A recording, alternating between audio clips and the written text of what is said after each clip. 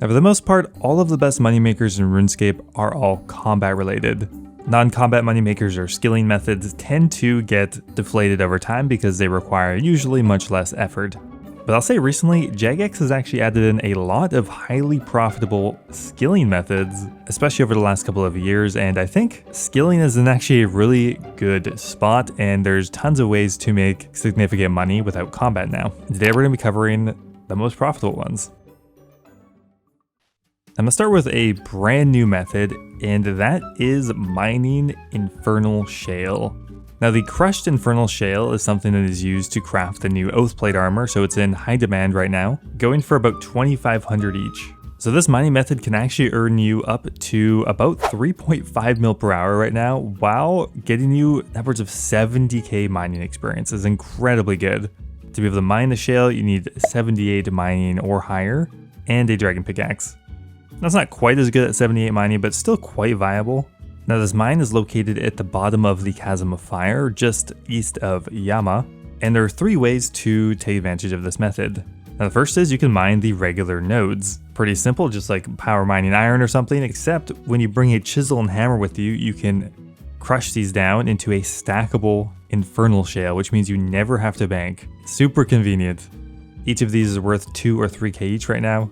And you get a random amount of Infernal Shale between 1 and 3, and also a somewhat random amount of experience as well. It's kind of strange. Now if you mine the rocks this way, you'll get probably upwards of about a mil per hour and significantly less mining experience. But you can take advantage of a built-in tick manipulation method with an item you can get from this demon here, Jim's Wet Claw. If you wipe it, and then with the correct timing click the Infernal Shale deposit, you'll do a big swing, which often will mine it in a single hit. Once you get the rhythm down, and with a high enough mining level, you can mine upwards of 1,600 Infernal Shale per hour, which equates to about 2,000 of the crushed Infernal Shale. Or as high as 5 mil per hour right now, which is kind of wild. The prices are incredibly high right now. So I'd say 3 to 4 mil is probably more likely, but either way, this is an insanely profitable skilling method right now that I would definitely take advantage of if you have the mining level to try it out. Now probably one of the most interesting skilling methods Jagex has added in recently is the ability to smith Oathplate armor. Now they set this up as a kind of continuous smithing training method you can do. It's not like a one-off item you smith. It takes about 15 minutes of constant skilling to make a piece of Oathplate from the initial components. And to make one you need 450 Oathplate shards and about 2,500 crushed Infernal Shale. To make a piece of Oathplate you need 83 smithing. And I think this is the most profitable skilling method right now. There's a caveat though, and that is that you have to be very mindful of the item prices. Oathplate is somewhat volatile right now, so you don't want to sit on these items for too long, as the prices can change. So how do you make a piece of Oathplate? So you come to the same location that you can mine the Infernal Shale, and come over here to the furnace. Now the first thing you have to do is go to the furnace to smith an Infernal Blend, and then we're going to quench it. You have to wait for this bar to fill up and cool down.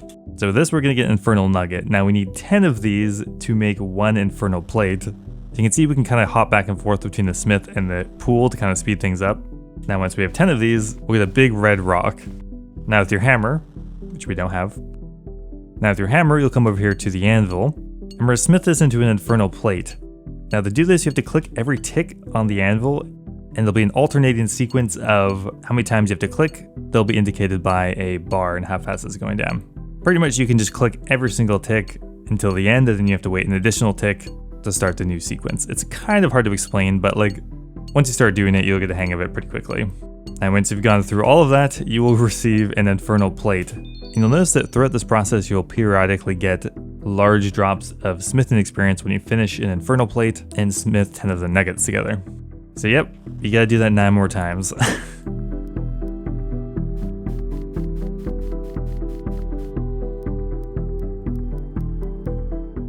Okay, so once we have 9 Infernal Plates, we can finally smith this into a piece of Oathplate. Keep in mind, you want to look at the prices. The top and bottom are normally around the same price, but you definitely want to check to see which one's worth more. At the current moment, I believe the chest plate is worth the most, so we'll smith the chest plate and witness the slowest cutscene in the entire game. And there we are, a piece of Oathplate, another 2k smithing experience as well. So now we just have to hop back to the Grand Exchange and sell it off. Definitely do it slowly. Don't dump it, you will lose a lot of your profit. So you have to keep in mind the price of the Oathplate shards, the Infernal Shale, and keep in mind the GE tax. You're going to lose 2 mil on top of this as well. But generally, I've been getting about 3 or 4 mil profit per Oathplate piece crafted, and you can do about 4 per hour. So, you know, you're making 12 to 15 mil an hour smithing armor and about 100k smithing experience if you're doing this nonstop. It can be kind of competitive. It's not consistent to do 4 an hour, but you get the idea. You can make a lot of money doing this. So if you have the capital and the smithing level, I would recommend giving it a try. Now next up, we have probably the skilling method I have done the most in this game, and that is thieving from elves. I've got 99 thieving this way on multiple accounts, and it's an amazing combination of decent thieving experience, but also incredible money, almost all the time as well. It's very consistent. Right now, especially elf thieving is quite good, getting you up to about 4 mil per hour. Now this does have a variety of different requirements to unlock it and to do it efficiently. Firstly, you need to finish Song of the Elves and have 85 thieving to do this at all. Some people would recommend having a higher thieving level, but realistically, I would say if you want to go for it, do it. It'll be less money per hour, but still decent. On top of that, you 100% need the Rogue's outfit. The Rogue's outfit will double your profit per hour. It's just required to do any pickpocketing in this game. Also, highly recommend having Shadow Veil unlocked, which is from the Arceus spellbook. And to fully optimize this, you actually even need a high Herblore level as well, but we'll explain more about that later.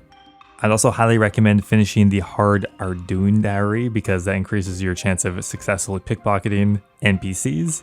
Your inventory will have about 5 or 6 dodgy necklaces, your rune pouch, and a bunch of Zamorak brews. Now what are the Zamorak brews for? Well, they're to cast redemption. This is my favorite way to do it because the Zamorak brews are quite cheap, offer a relative high amount of healing per inventory slot, which requires you to bank less often. You don't have to do this, you can either run back to the bank, get some food, or teleport to your home and run back. Now the main reason this method is so profitable is due to the enhanced crystal teleport seed, which are currently worth about 3.5 mil each. Now they're dropped at the rate of about 1 out of 1,000, but thanks to the Rogue's outfit you'll get 2 of them. So on average you're getting roughly around 1 of them per hour, alongside a bunch of other stuff to boost up your profit even further. So my favorite spot to steal from these elves is right by the southeastern bank. We're going to steal from Glorfindel. Very easy to get them trapped. Many of the different nooks and crannies around this house.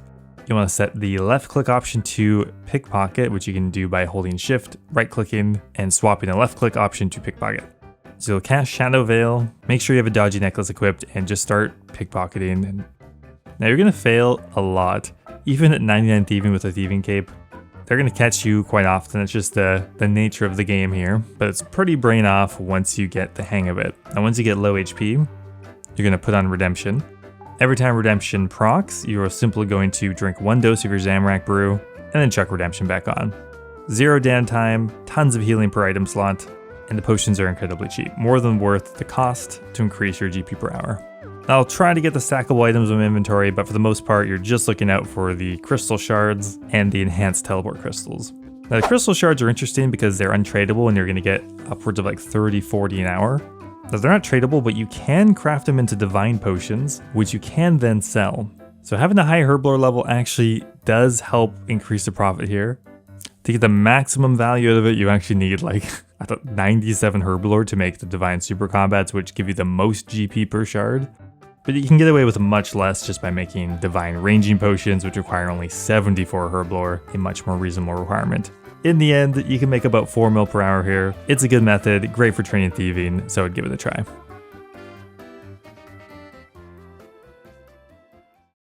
Now I think one of the most criminally underrated skilling moneymakers has to be Zcano. Zcano received a few key changes over a year ago, but for the most part they kind of went under the radar. The big change they made was they removed the forced 3 down system from Zcano. This means that you can kill Zcano in one fell swoop if you have enough people, which has drastically increased the amount of kills per hour you can get at Zcano. Now most of the loot has been scaled appropriately, so you're not getting, 3 times more of everything, but a few things did remain the same, creating a pretty incredible moneymaker. Now to kill Zcano, you need 70 mining and the completion of a Song of the Elves. Beyond that, none of the other requirements are too important. Now with the recent change, Zcano has 2 different loot modes you can select from. You can select to receive resources or to receive experience. If you want to make the most money possible, selecting the resources is the way to go, but in my opinion, I think for the vast majority of people, you should pick experience. Because although you won't get the runes, the ores, and the bars, you will still get uniques and crystal shards. That's a big one. The GP per hour right now of Zcano is like 3 to 4 mil an hour, and over half of that is from crystal shards, so you're not giving up the vast majority of the profit, just some of the resource items. The minigame is quite simple. You just bring in a pickaxe, some food, maybe some stamina potions. You can either hop to one of the mass worlds, or if you find a small group to do it in, 4 to 5 people works pretty well. In the mass world, your experience will be a bit less, and you have to be pretty on it to make sure you get the actual loot drop. Now normally, as soon as Zcano spawns, you run to the highlighted red rock and attempt to mine roughly 3 of the tetra, go over to the forge to imbue the 3, and then run to the other side to turn it into some blue tetra, and then chuck them at Zcano as quickly as possible. Usually once you've thrown all 3, Zcano will get knocked down, run over there with your pickaxe, mine Zcano, and if you have enough people, that's it. That's a single kill right there. As long as you've done things correctly and fast enough, you should get credit for the kill, which will be indicated by you getting 2 crystal shards guaranteed. If you don't get anything, then there's either too many people or you were too slow. If you do this in a smaller group of people, you can actually get up to 80k per hour mining experience, which is kind of cracked for like a really solid moneymaker, and it's not even that hard of a method or super click intensive, while getting 3 mil an hour. In the mass worlds, your experience will be a bit less, but the money is still quite good. Now once again, this does rely on turning crystal shards into divine potions, so the GP per hour will get neutered by about 1 mil per hour if you don't have a really high herblore level, but still, most people can expect 2 to 3 mil an hour. Okay, next up here we have another pretty new method, mastering Mixology. This is a new herblore minigame that was added in with Varlamore, and you can start doing mastering Mixology at level 60 herblore, but to really do it efficiently, you're going to need 81. Now the way this works is both a training method and a moneymaker is by participating in the minigame until you've saved up enough points to buy a chugging barrel, at which point you just sell it. Now, the minigame is pretty simple. You'll refine your excess herbs into paste, either mox, lye, or aga paste, and you use a combination of these 3 to make different potions that have been ordered. The mixed slot potion is strictly just better than any of the other ones, so that's the way you generally want to get 81 before you do this in mass. And you'll get herblore experience for each potion you make. Now the herbs will be an upfront cost, but once you've factored in the price you can sell the chugging barrel for and the cost of the herbs, you're making about 1 to 1.5 mil per hour, while getting about 80k per hour herblore experience. So a profitable way to train one of historically the most expensive skills, pretty solid. Because 1.5 mil an hour maybe is not quite as competitive as the other moneymakers, but you have to also factor in the money you were saving instead of spending like 2 mil an hour in herblore. Pretty cool method that I definitely recommend trying. Now, you can't make a video about skilling moneymakers without talking about rune crafting. Rune crafting is a massive category that I'm going to lump into one section, mostly because otherwise it would take up like half of this list. Historically, rune crafting has been the de facto skilling moneymaker, and while today it's not quite as profitable relative to other options, it's still incredibly good with a large variety of methods you can choose from. The nice thing about rune crafting is pretty much at all levels you can make money with the skill. Of course, you have at the very top end, you have wrath runes, which require 95 rune crafting, and even aether runes that require 99 to get the maximum value out of them. Those will let you make about 3 mil an hour. As you go down, you have options like double nature runes, you have blood runes, which are kind of more of a mid-tier option. Even that will make you 1.5 to 2 mil an hour. But thanks to the addition of the Ring of the Elements, even lower level rune crafting can be actually quite profitable. For example, crafting cosmic runes, mud runes, or even mist runes can be well over 1 mil an hour nowadays. Pretty much everything in the skill will make you money, so if you can stomach rune crafting, obviously it is one of the best ways to make money with skilling. And next up here we have one of my personal favorites, the Hallowed Sepulchre. I did the Hallowed Sepulchre all the way to 99 agility and had fun doing it. The nice thing about the Sepulchre is it offers the best agility training in the game, but also is a reasonably profitable moneymaker as well. Now, to do the Hallowed Sepulchre efficiently, you do need access to all 5 floors, which will require 92 agility. Now, the Hallowed Sepulchre is probably one of the most difficult skilling methods in the entire game, so it's not something I can explain how to do in just a short video like this, but It's probably the most PVM-like skilling method out there. It requires precise movement, dodging traps, and you're under a strict time limit. Throughout the run, you can stop and loot the chest, and you should to make money, but you have to be still quick enough to finish the floor before you run out of time. Now, the Ring of Endurance used to be worth a lot more money, but luckily nowadays, the profit is only slightly tied to the Ring of Endurance. You can make about 1.7 mil per hour doing floor 5 completions, and only about 400k of that is from the Ring of Endurance, so even if you don't get super lucky, you'll make consistent money. If you only have access to the 4th floor, you'll probably make about a mil per hour. Any lower agility level, and I wouldn't recommend doing this for money, but it's a great way to make some money and train one of the slowest skills in the entire game at the same time. Now, probably one of the most consistently good skilling moneymakers throughout the years has been the tan leather spell. This is something that's unlocked on the lunar spell book, and although it doesn't have a super high magic level requirement, only requiring 78, the bigger requirement is the Fremenic Hard Diaries. But if you have all of that, tan leather today is still an incredibly good way to train magic and make pretty solid money at the same time. The method is incredibly simple. You just need to withdraw astral runes and nature runes, have a fire staff equipped, and be on the lunar spellbook. I like to have 3 inventory slots filled up with other items. That could be a rune pouch, runes, or just some random junk. That's because the spell only works on 5 leather at a time, and this will allow you to cast 5 times per inventory without wasting any runes. Now, usually black or red dragonhide will be the most profitable, but you should definitely check the prices beforehand. Simply cast the spell 5 times, and on your 5th time, click the banker, deposit all, and withdraw more leather. Very simple method that can earn you a bit over a mil per hour while getting you 130k magic experience.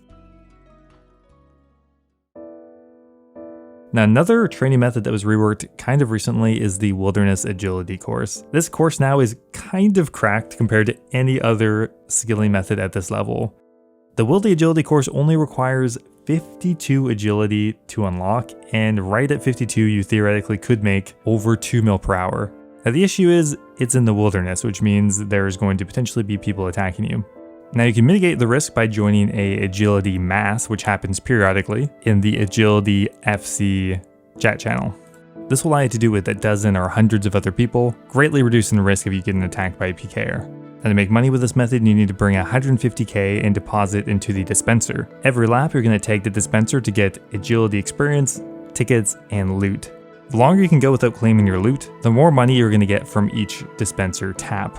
If you stay here for well over an hour at a time, you can get over 2 mil in profit, while getting over 40k per hour agility experience, which is quite good for the level. And finally here, we have another very classic method, and that is smithing runite bars. Smithing rune bars or even adamant bars is a great way to train smithing and make money, and in 2025 is still quite profitable. Now, to smith rune bars, you're going to need 85 smithing plus a coal bag. The coal bag is pretty much non-negotiable, and you're going to be doing this at the blast furnace. Very simple, you're going to need 1 runite ore, 4 coal. So you'll bring 1 inventory of runite ore plus a coal bag's worth of coal, then run 3 more inventories of coal, and then pick up your bars. It honestly does not take that long to get the hang of, and you're going to be making over 1.5 mil an hour while you're doing it. It does have decent startup costs. The runite ore for an hour is well over 20 mil. And if you don't have this high smithing level, you can get started with adamant ore as well, which will get you about 1.1 mil per hour. So still quite good at any smithing level, and is a staple of skilling money making. Anyway guys, that's it for me. Hope you enjoyed the video. Let me know if I missed any of your favorite skilling money makers, and I'll see you next time.